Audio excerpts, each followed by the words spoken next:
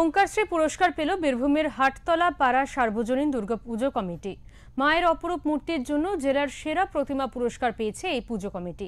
পুরস্কার পেয়ে ওঙ্কার বাংলাকে ধন্যবাদ জানিয়েছেন পুজো উদ্যোক্তারা।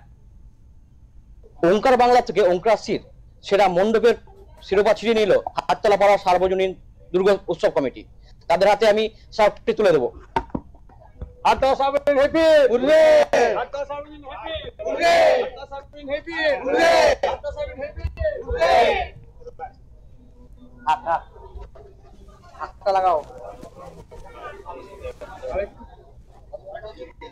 হাটতলা সার্বজনীন হ্যাপি, হাটতলা সার্বজনীন হ্যাপি, হাটতলা সার্বজনীন হ্যাপি।